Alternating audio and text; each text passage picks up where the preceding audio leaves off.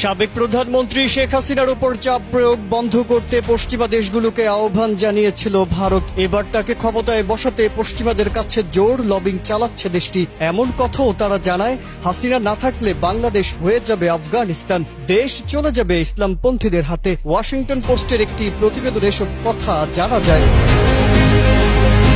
Washington পোস্টের প্রতিবেদনে বলা হয়েছে, শিক্ষার্থীদের আন্দোলনের মুখে ক্ষমতাচ্যুত হওয়ার 1 বছর আগেই শেখ হাসিনার উপর চাপ প্রয়োগ বন্ধ করতে ভারতীয় কর্মকর্তারা যুক্তরাষ্ট্রের কাছে লবিং শুরু করে। প্রতিবেদনে বলা হয়েছে, গত জানুয়ারিতে বাংলাদেশের নির্বাচনের আগে বিরোধী দলের হাজার হাজার নেতাকর্মী ও সমালোচকদের কারাগারে পাঠানোর ঘটনার পর শেখ হাসিনার বিরুদ্ধে প্রকাশ্যে সমালোচনা করেছিলেন মার্কিন কূটনীতিকরা। বিচার বহির্ভূত হত্যাকাণ্ডের অভিযোগ শেখ হাসিনার প্রশাসনের একটি পুলিশ ইউনিটের বিরুদ্ধে নিষেধাজ্ঞা আরোপ করেছিল বাইডেন প্রশাসন। পাশাপাশি বাংলাদেশিদের উপর ভিসা নিষেধাজ্ঞার হুমকি দিয়েছিল ওয়াশিংটন।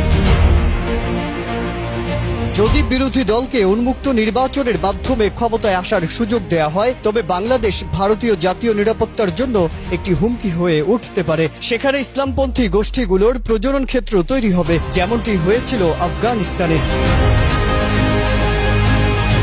গত 5 আগস্ট যখন বিক্ষোভকারীরা সেনাবাহিনীর কারফিউ অমান্য করে শেখ হাসিনার সরকারি বাসভবনের দিকে পদযাত্রা শুরু করে, তখন বঙ্গবন্ধু কন্যা ভারতে চলে যেতে বাধ্য হন।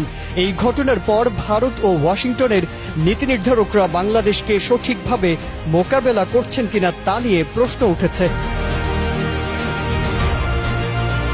ছাত্র জনতার বিক্ষোভের ফলে শত শত প্রাণহানির পর শেখ হাসিনা ক্ষমতাচ্যুত হন। ভারতীয় কর্মকর্তারা প্রকাশ্যে তাদের কৌশল পরিবর্তন করেন এবং জানান তারা বাংলাদেশে ক্ষমতায় আসায় যে কারো সাথে কাজ করবেন। ডক্টর মোহাম্মদ ইউনূস অন্তর্বর্তীকালীন সরকারের প্রধান হিসেবে দায়িত্ব নেয়ার পর ভারতের প্রধানমন্ত্রী নরেন্দ্র মোদী তাকে অভিনন্দন জানান।